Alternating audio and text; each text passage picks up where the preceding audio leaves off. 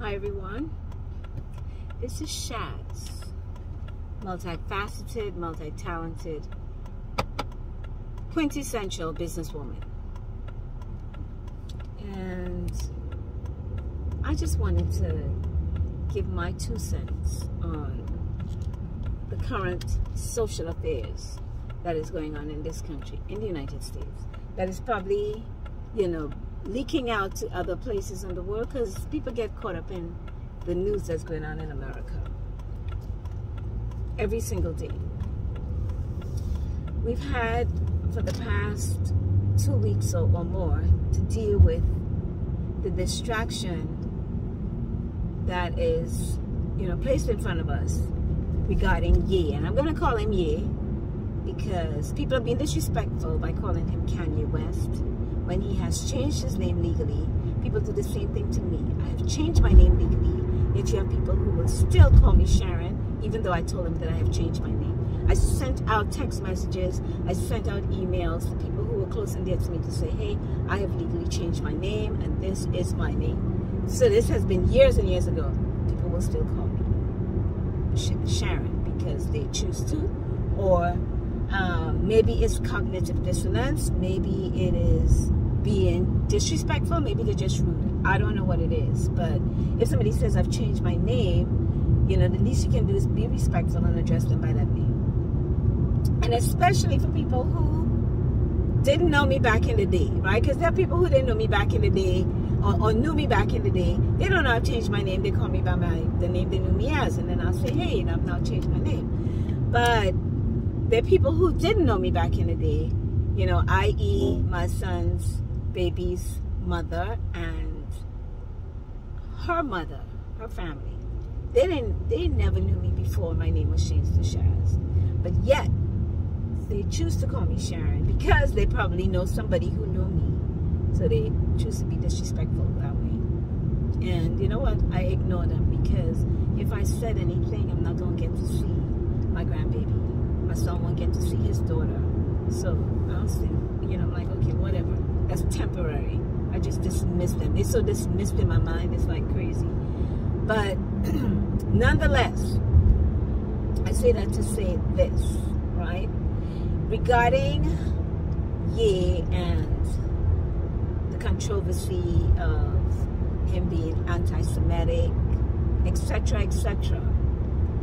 It seems to me as though we live in a society of selective morality. That is what it looks like to me. I am just giving you my opinion. This is nobody else's opinion. This is my opinion. Okay? You ain't paying for it. I'm just sharing it. Right? And you ain't got to buy it either, right? The morality is selective because the people who are higher in power, all right, who has a bigger power, the most massive power, and never chastised for things that could probably be viewed as being anti-Semitic. And what is anti-Semitism? I am still trying to figure it out, and I'm not trying to be disrespectful. What concerns me is the fact that we as a people, black people, we don't have anti-Kemetic laws or anti-black laws to protect us. They have anti-Semitic laws for that community. They have anti-Asian laws for the other community. But as black people, we don't have laws that could protect us. And I'm not including myself into the dynamics of the power of black Americans, okay? And what they have done for this country. They have actually built this entire country and probably built other nations as well, and never get any credit for it, don't even get the respect for it. And you have people that are going to come into this country and they have all kinds of rights meted out to them that black people in America, or black people who were even born in America, don't have any privileges to having rights to protect them. That confuses me. I'm not American by birth, okay? I am African by DNA. I'm a Trinidadian by birth, Trinidadian and Tobagonian, okay? By birth. And I'm an American by convenience, all right? I love to travel. I don't like restrictions. I don't like people telling me how long I can stay out of the country, you know, all that stuff. As a citizen of the United States, I could go out of the country. I could stay out of there for years if I want to, and then I could come back. Yes, they could revoke my citizenship at any time they choose to. You know, they could revoke it. Probably they might revoke it based on what I'm going to say. I don't know. But I do have a, you know, I am a multicultural, multi-ethnic hairstylist. Okay, beauty professional. Hair, what do you say? Hair care service provider. Call me any of those things, amongst other things that I do. And I have a regular client who is a rabbi, and we get into really deep discussions and conversations, and we peel back the layers. We try to be very transparent and open and have the uncomfortable conversations. And I really appreciate and value that relationship that I have with him, as much as he says he appreciates and values the relationship that he has with me, because he says I have opened his eyes to a lot of things that he was totally oblivious to, or just, you know, you just didn't see it. It's like me not seeing the box. You know what I'm saying? Like people say, oh, well, Shazz, you think outside the box or what? I didn't even know there was a box. I just think, right? So one of the questions that I had asked him, you know, a while back was, what could the black people do to be able to get a law passed that can protect them? One of the questions he asked me, or the question he did ask, is like, do the black people have like an app? Because everybody has a cell phone. Do they have an app that if they are in harm, or if their life is being threatened, or they're in an uncomfortable situation, that they could go into the app and it will actually send out a ping to where they are, whatever distress, you know, call is going to go out to say, hey, this is where I'm in a distress situation, I don't feel, and the black people show up. I said, no, none that I know of. I can't say that there's none. I don't have such an app. I don't have any friends or anybody, any associates that I know of, or even people, you know, woke people of higher consciousness. Nobody's ever said to me, Shazz, download this app, right? So I said, not that I know of. I don't know that there's such an app available to us. And he says, you should. He said, because anything that happens to one of us, I'm quoting him, because I don't even want to say the word, because it might say might be anti-Semitic. But anything that happens to one of us, he said, all of us will show up. That's unity in the community. We don't have that. We don't have the power of unity in our community. All right? Because at the end of the day, we cannot say those people, refer to them as that's a race. We can't say, okay, well, that's a religion. We can't. What that is a group of people. It is a group of people who are governed by, and they govern to, and they're protected. We don't have that. We don't have, I mean, like, who we have as leaders now? Who we have? None. And a lot of people probably say, Al Sharpton, whatever. But we don't have that support because our people sell out constantly, or they're in fear. First to begin, they operate from a place of fear. Okay, and it probably has something to do with the religion, because they're predominantly Christian. Most black Americans are predominantly Christians, and they deal from a space of fear for everything. Okay, you know, the biggest being the fear of death. They are very afraid to die, even though they believe that they can only go to heaven if they die. And they all believe that they have the pass to go to heaven. Not somebody like me. They have the pass to go to heaven, but they don't even want to get to heaven fast. They be trying to delay and, you know, stretch out their life. I don't care if I die today or tomorrow. I am good. Okay? I'm good. I've seen my grandchild. I've seen my son produce another generation. It would be great to be here for when my grandchild probably, you know, has children of her own. That could be a long time. My son waits so damn long to have a child. I don't know if I'll be around to see that other generation. It would be great, because at my age, that's all you look forward to is the next generation, right? However, if you have to have change for anything, you have to have change. You have to be willing to take the risk. And when you take the risk, you take that action and with your action comes consequences. Every action you take has consequences attached to it, right? And people are afraid to be outspoken.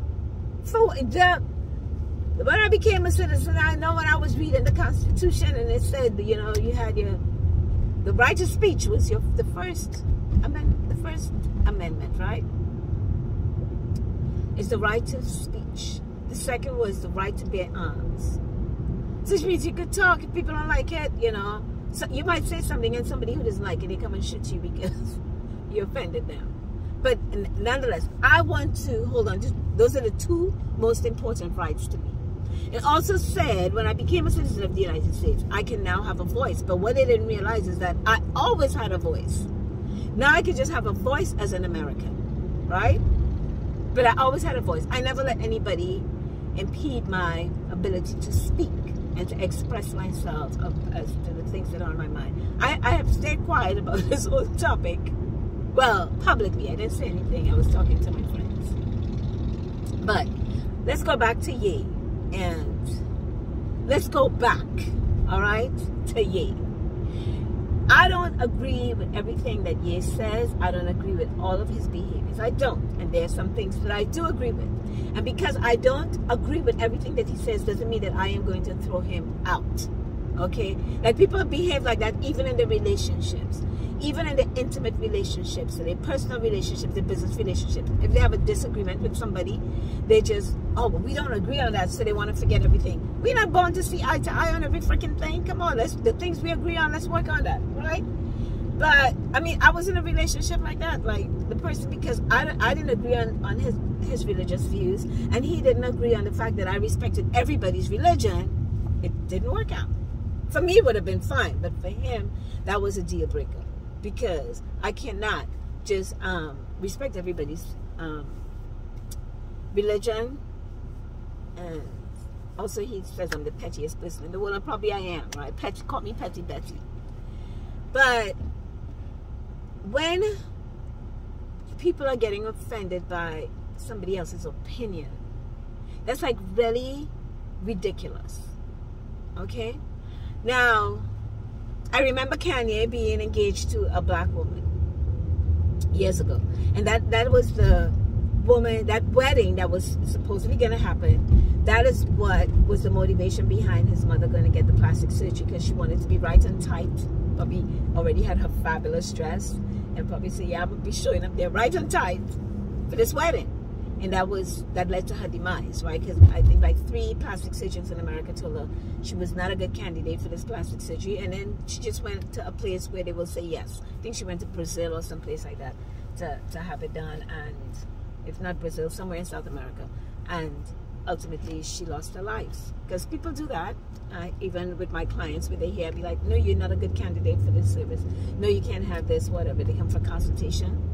But they will go around until they find somebody to say yes and take their money and then mess up their hair. And, you know, fortunately, that's just aesthetics. But when it's your life, right? You know, you pay somebody to take your life. So, he was engaged to that girl. His mom died and he started dating, I think it was Amber Rose.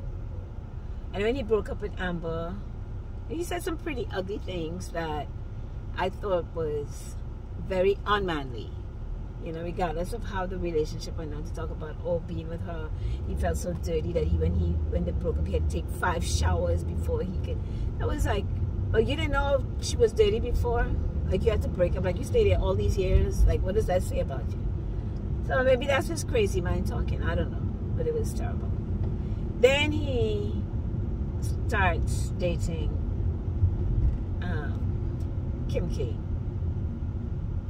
And then they got married. And then a few years ago, he had said the movie Get Out. If you've never seen that movie, Get Out, he said that movie was about him and her family. You know, people telling him to get out. But it is what it is. He's been labeled as being bipolar. So if he has bipolar disorder and he says things that we don't agree with, are we going to chastise him for that? Is that that's what we're doing now? You know, he said things that you don't agree with, but nobody is going after professional news anchors and news reporters. Nobody going after them. Nobody going after their networks for saying shit out of their mouth sideways. Okay, they just say stuff. Nobody goes after them. And I'm speaking in particular about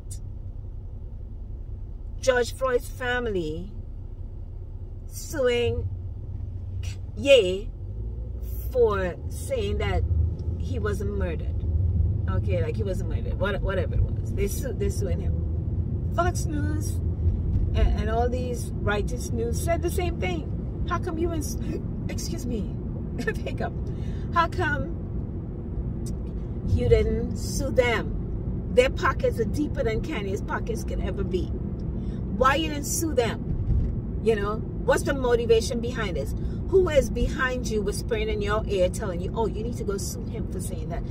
If you say he crazy, he crazy. Crazy people say all kinds of things. We know they talk the truth, you know, but they say all kinds of things. So you're just going to decide like, okay, we're going to sue him, but we're not going to sue these people over here. So that's what I'm talking about. Selective morality, right? There are books that are being sold on Amazon and different platforms that could be deemed to be anti-Semitic or are anti-Semitic, but they don't go after these people. They don't send them no cease and desist from selling these books. They don't, because guess what? We don't own them bookstores. We don't own Amazon, right? Who owns Amazon? Jeff Bezos. He got more money. He's what, like the 3rd richest person in the world. They don't go after him to say, hey, you need to stop selling that book. You need to stop selling these particular books that talk about our people negatively.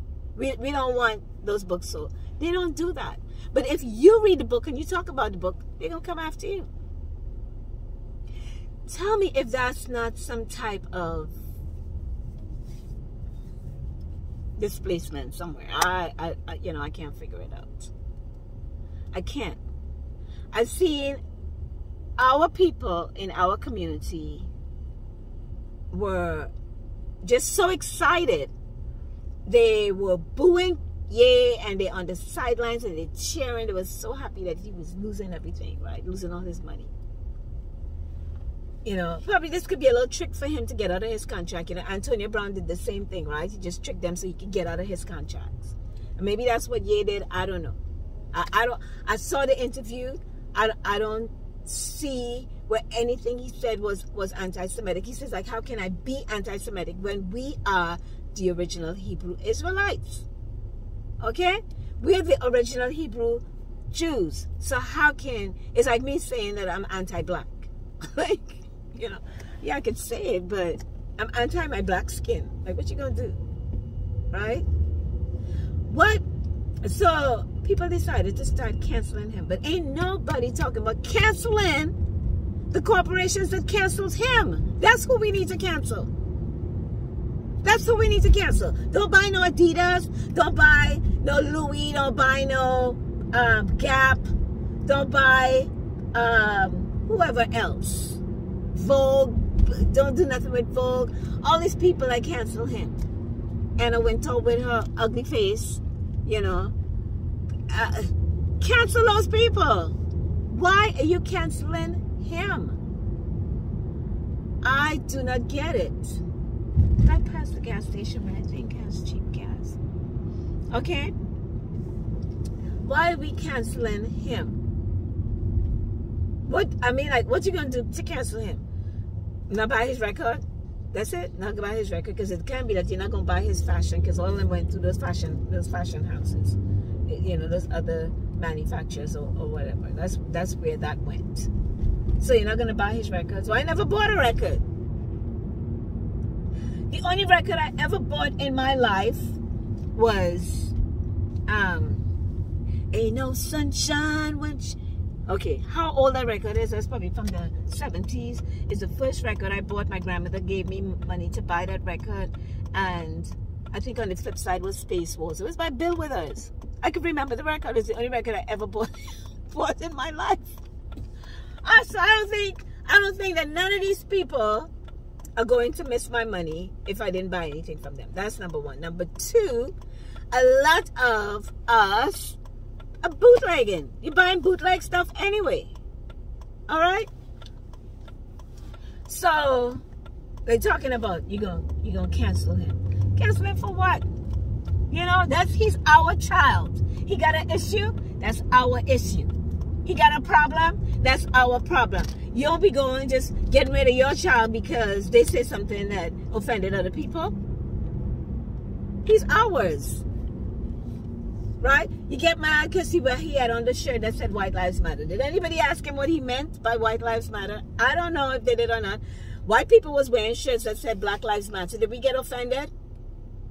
We didn't get offended with white people wearing shirts saying Black Lives Matter, and they were there infiltrating, and they was there burning up shit and looting and doing all kinds of stuff. But they had on the Black Lives Matter shit, making it look like it was they didn't put on black faces, or they had on hoodies, so we didn't know who they were. Okay? But he had on his White Lives Matter shit.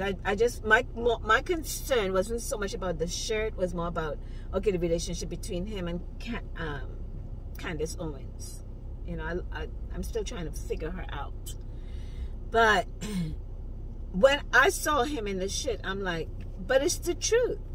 White lives matter, and they have more freaking value than our lives. That's how they treat it, right? If we complain about something, they don't do nothing. If we have a drug problem in our community, it's not a problem until their daughters are now performing fellatio on black brothers so they could get their drugs. Then it's a problem. Then it's a problem. Until that time, it's never a problem. Because their lives are more valuable. So, for every one of ours, in my world, in my opinion, for every one of ours, I think we need to get 10 of theirs, right? Because it's so valuable. We need to take 10 of theirs. Then that's the way you're going to see change. That's the only way to affect change. They take one of ours innocently, we take 10 of theirs innocently. That's it. Am I promoting violence? No. Am I promoting self-defense? Absolutely.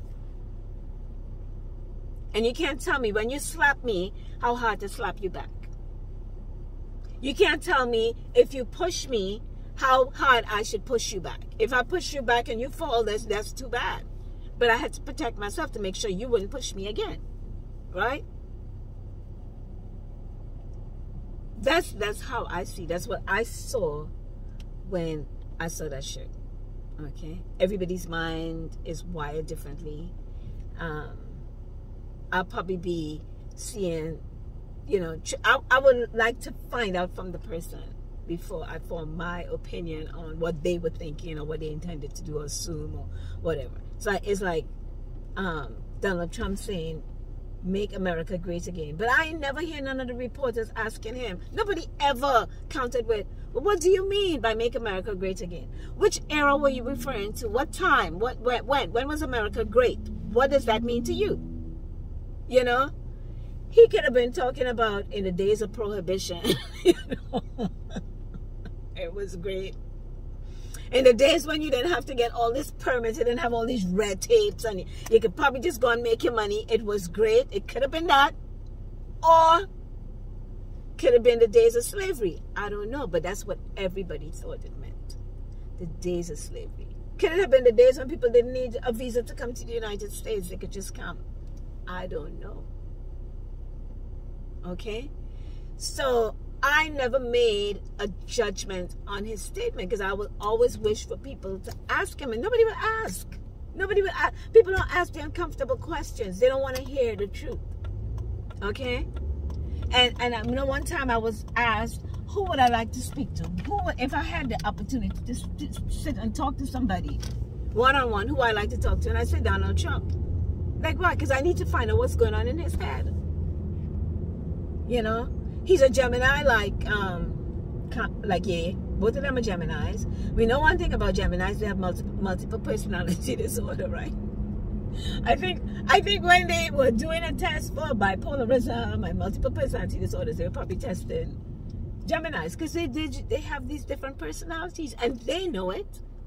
The ones who are conscious will tell you, yeah, I could come in the room as one person and leave as somebody else, because that's who they are. Okay? So sometimes Trump, and you see the dualism in the both of them. Sometimes they're saying one thing and the next time they're saying something else. So you can get twisted about it if you want to, but I'm not. And so it's the same thing going on with Kanye. But let's go. Kanye has been diagnosed as being bipolar. He said he isn't. He's been diagnosed. So if he is diagnosed, then you need to give him a pass. You don't be like throwing out your crazy uncle, you know, living up in the attic all the time. You go up there, he cussing you out. You don't be like throwing him out because he says something that was vile. You don't do that. All right? Now I'm going to hit on the topic of Kanye. Kanye said slavery was a choice. Ye never said slavery was a choice. I saw the interview, I've looked at it over and over, and I have read the transcript, right? Ye said 400 years of slavery. 400 years of slavery? He said 400 years of slavery looks like a choice to me. He asked a question, 400 years of slavery? 400 years of slavery looks like a choice to me. I don't know Ye. I never met him. I never worked with him. He was an artist that I would have loved to have worked with because of his genius, his creativity, his talents, but I never worked with him, right? But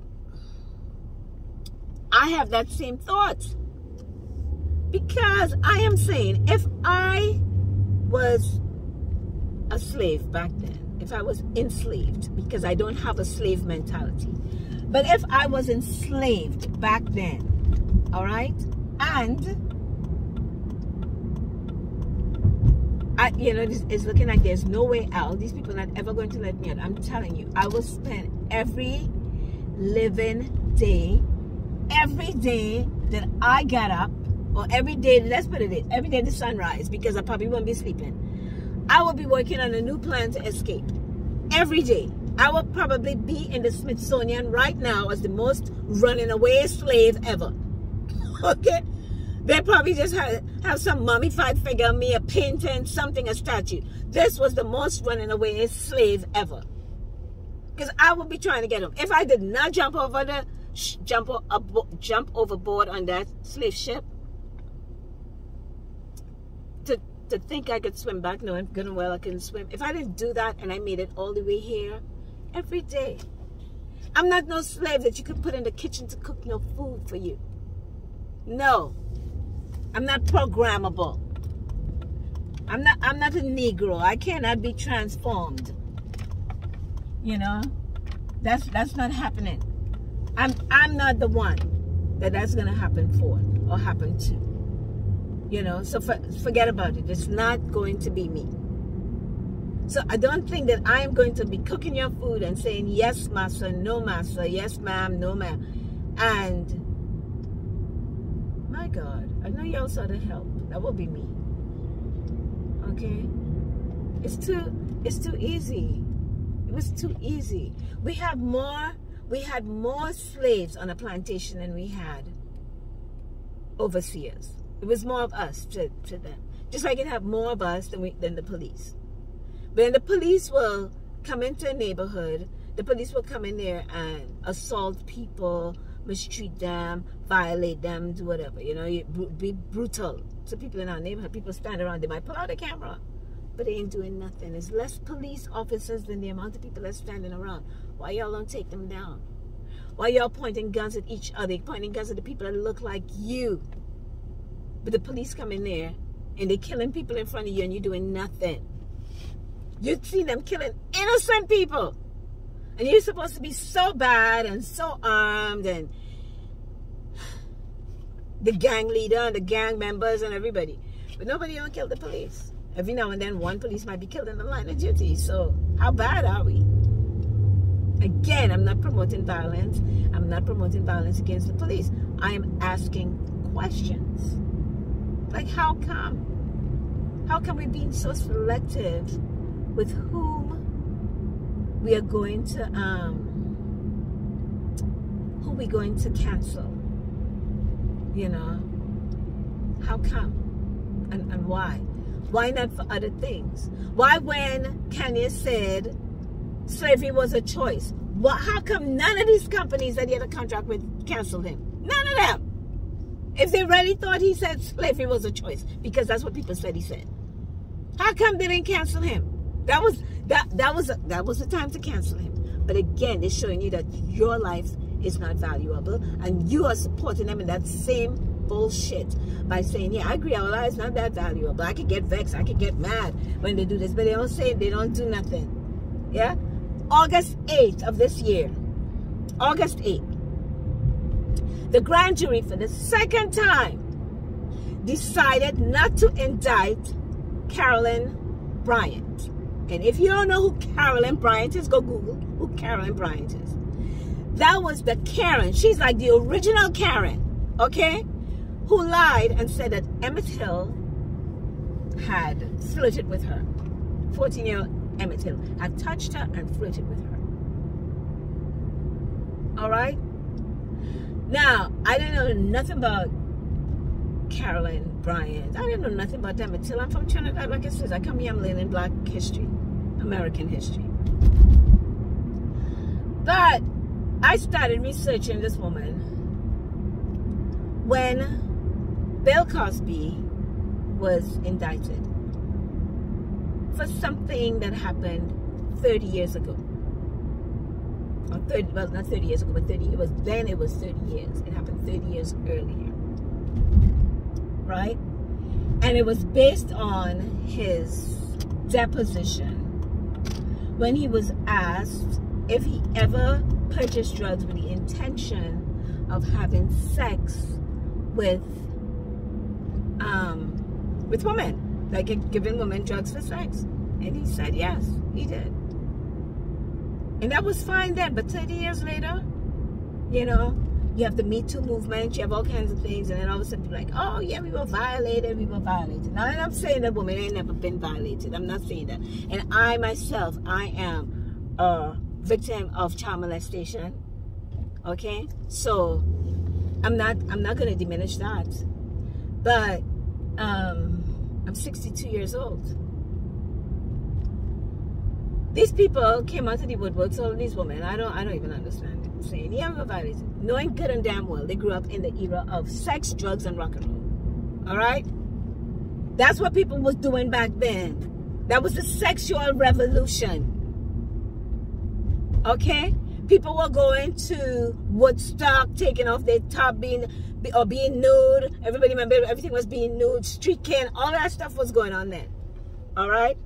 And these women know, yeah, well, shoot, I'll go live with a guy, you know, I'll get high, whatever they were getting, whether it was Quaaludes or cocaine or heroin. They did that. That's what they call partying. I came to the United States saying, yeah, I love to party. And Trinidad party means you get together with your friends, music playing, you're having a good time, you're dancing, you're eating food, having a hell of a time. And if you drink, you drink. In America, partying was something else. Partying was doing drugs. I didn't know that. I would say, like, I love to party. And people are like, well, I thought you said you didn't do drugs. I said, because I don't. I never did drugs. I never smoke weed. I never do any recreational drugs. And I don't drink. So, and they still look at me side-eye, like I'm talking out of two sides of my head. I just learned a few years ago what partying was in America. A party for Trinidadian is a totally different thing. So, they were in that time when that was common. And I'm going to give you another example, right? When you're not about a life, you're just not about a life. Me and my friends used to go to Studio 54, and I lived in New York. We just want to go in there and dance and have a good time. I didn't drink. You know, some of my friends drank. You know, I could be good with pineapple juice or ginger ale and cranberry juice with some grenadine, you know. So we want to go in there and dance. That's the disco era. This is the late 70s, early 80s. It's disco. We're just going in there and partying, having a good time. I saw a documentary during the pandemic on Studio 54. I had no idea that people were sitting up there in the amphitheater snorting cocaine. Women was up there giving head. people was having sex. We had no idea. Me and my friends had no idea that was going on because we're not about that life. Nobody ever approached us in the club to offer us drugs. Nobody ever asked us to come and have sex, have orgies. We're not about that life, right? But when you're about that life, you would attract certain things in your life. All right? I know one of my friends was on crack, and I asked her years ago, how come you end up on crack? She was on crack probably for 20 years. She's clean now. How come you end up on crack? If somebody used to live with me at one time, right? I'm like, how you end up on crack? And she's telling me, oh, remember when we used to go to this club in Trinidad that the guys used to come into the girls' bathroom? And I said, no, I don't know. She said, do you remember the guys used to come into the girls' bathrooms and we used to do lines? I said, no.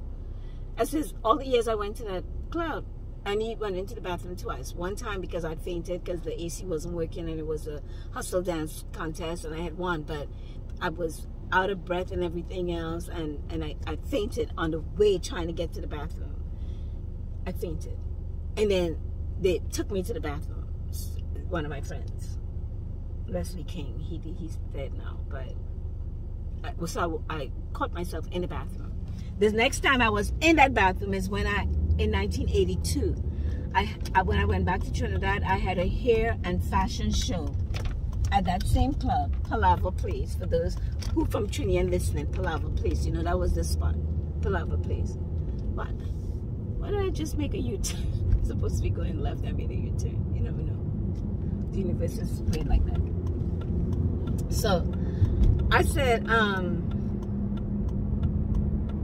that's when we used the bathroom as a dressing room. So that would have been a time that I had been to the bathroom. Because what used to happen is every time I was about to go to the bathroom, because sometimes you want to go to the girls' room. Every time I was about to go, the DJ Donald will drop one of my tracks. Every time. As I'm going to the bathroom. You're going back on the floor like, damn, he just played that. That's my song. That's my song. I'm back on the dance floor. Back out on the dance floor. She says, you know, right. She says, that's true. We used to call you the dancing queen. To call it the dancing queen, and I didn't sweat either, so they used to call me the ice lady because I could dance all night. I danced from the time we reach until we leave. So just because I like to dance, I never saw what was going on in the bathroom, and I think even if I did, I wouldn't participate because I'm not putting nothing up in my nose. I got allergies. I'm at a sneeze the whole thing away. And I'm not a follower, so it really wouldn't matter. I probably would have been fascinated, probably watching. I'm like, what's that you pulling, sucking in your nose or sniffing or whatever? I might have asked, but I wouldn't do it. So when you're not about the life is not going to get you. I believe that. I strongly believe that. So all of this stuff that's going on with Ye, and now Kyrie Irving, because Kyrie Irving shared a link to a documentary that's supposed to be anti-Semitic. But this documentary is available on Amazon. But Amazon ain't getting chastised for selling it. It's not on Amazon for free. Amazon Prime, people got to pay for Amazon Prime. All right? Jeff Bezos ain't getting chastised. So it seems as though the only people that got to shut up is people that look like me. Like we must say nothing. How many times have they said things to offend us? How many times? And the law is not coming down on them. Nothing. Carolyn Bryant, go back to her, right? She confessed to the fact that she lied. She lied on Emmett Till. She said he never flirted with her. She just lied. So then her lie led to her husband and her brother-in-law and them going and killing this boy, right? So she confessed like years ago. So that was when I first heard of her, because it was like on the news she confessed. And I'm like, okay, well, there's no statute of limitations on murder. There's statutes of limitations on rape. There's statutes of limitations on sexual assault. There's statutes, those things have statutes of limitations. There's none on murder. So how does she get a pass, but Bill Cosby doesn't get one? That I don't know. Because in my opinion, she's 88 now, I think. So she would have been like 81 when she confessed. Why didn't she go to trial get charged, go to trial, and then have to spend the rest of her life in prison. She was an accessory to a crime. You know, if I am driving, I did something, you know, or even if I'm scared, you know, the police chasing me, and I decide, look, I'm not stopping for whatever reason, I don't feel safe here, and I'm driving, and the next thing you know, I crash and kill somebody. Oh, I didn't crash and kill them. Let's say the police crashed into somebody and killed them. They're going to charge me with murder. Right? I'm going to get charged, not the police. So why is it that Carolyn Bryant is exempt from the law? Again, is the Karen syndrome. And their white lives matter. Ours don't. Their lives matter and our lives don't. So we are not to be canceling our people. Okay? We don't need to call them out. Maybe we need to call them in. We need to have our elders to call them in and put them to sit down and say, hey, you can't say this, or don't do that, whatever. But to just say, oh, you know. Anyway, the people who be talking about, are we going to cancel them? A lot of times they broke, they ain't got no money, they ain't doing nothing, they ain't buying nothing. You know. These other, in the corporations that are canceling him, I don't buy nothing from them. I can't afford to buy no Louis bag, and if you see me with a Louis or any designer bag or whatever, they're gifts. Okay? They're gifts. I would have better uses for my money than to go and buy a designer bag or that. Oh, yeah, woman needs to have a good bag. Well, hey, somebody gave me a bag, but I'm not, you know, I have clients that give me gifts, my friends, you know, significant people in my life who would decide to give me gifts. It's not something that I ask for. Like I would, if somebody says, well, what do you want for your birthday? Trust me, it will never be a bag. I'll probably be like a condo on the beach. And then people say, seriously, you know, that's what I want. You ask me what I want, that's what I want. A condo. No damn bag. No designer, nothing. The designers don't even know me. You know? So I think we need to really look at this. You know, they're taking him as he was allegedly supposed to be the wealthiest black man in America. Forbes wouldn't give him his props, but it is alleged that he was the wealthiest black man in America. So they start taking their money. They start doing it. And if we look back at the history of these people, look back at the history. They've always done it. Okay?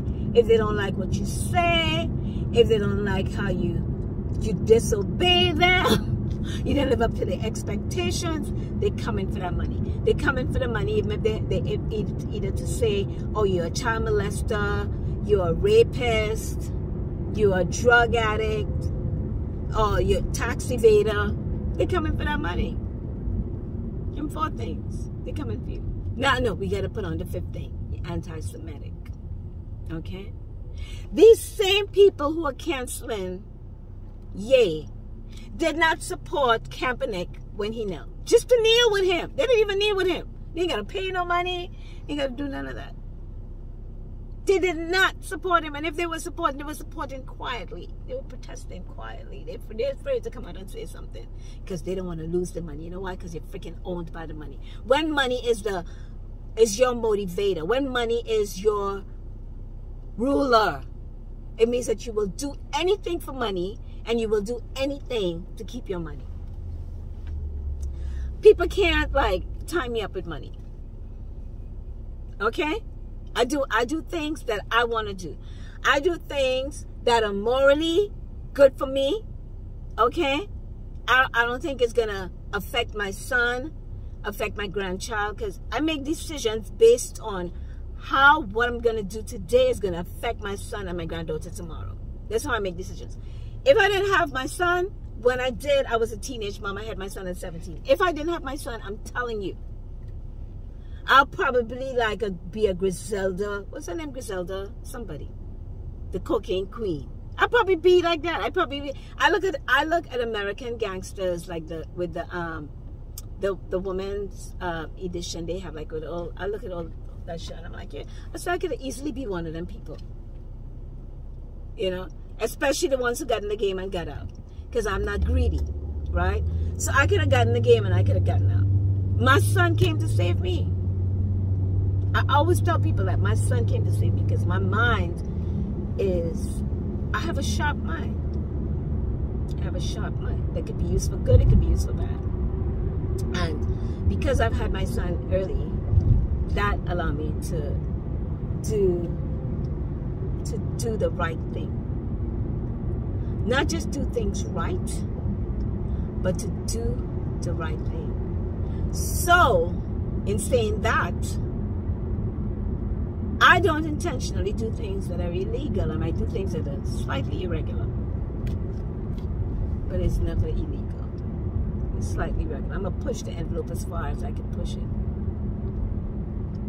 Before it falls off the table, I'm going to grab it. Okay? But that is not how most people are wired. Most people are not like that. A lot of people aren't fair. They're not going to do this. They're not.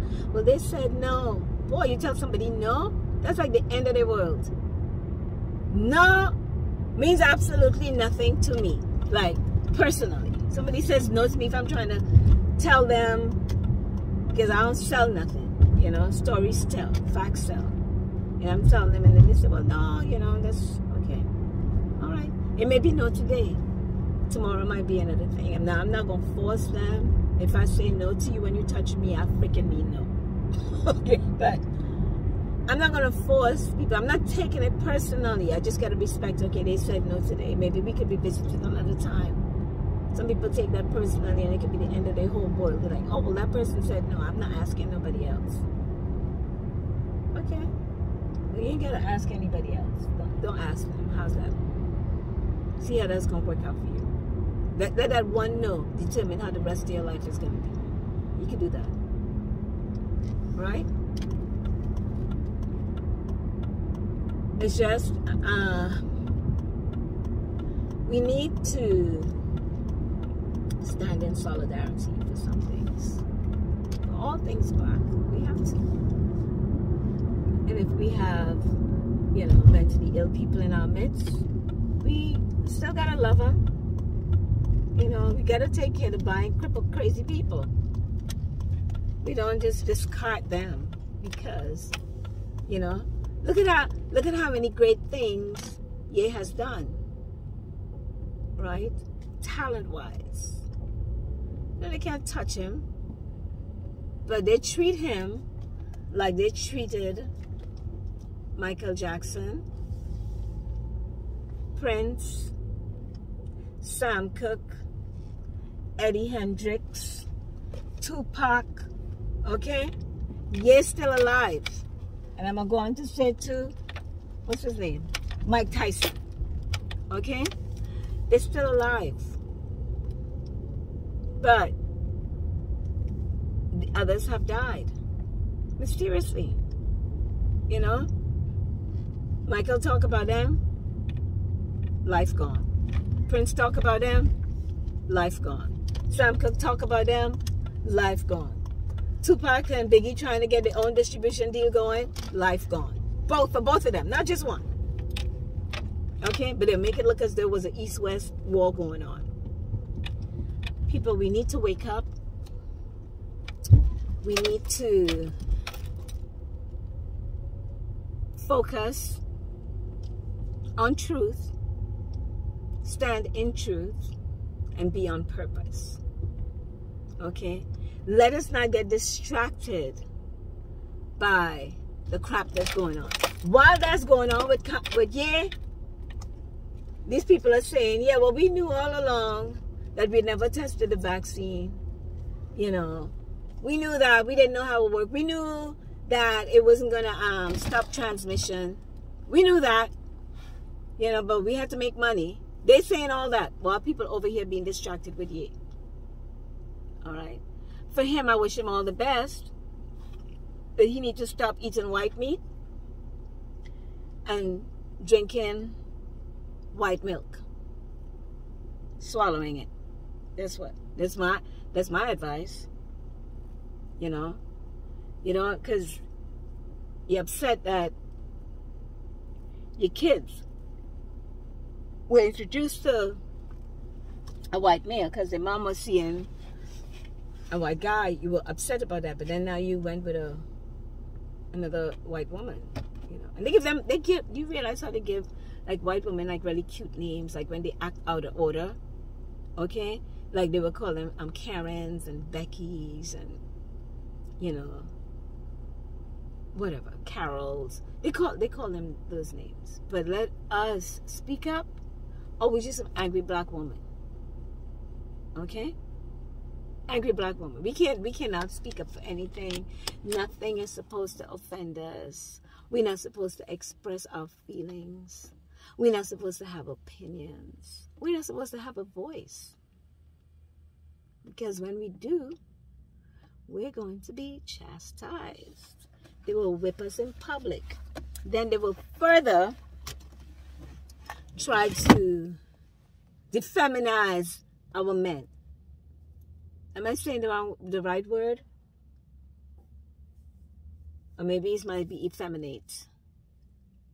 I can't think right now. My brain froze.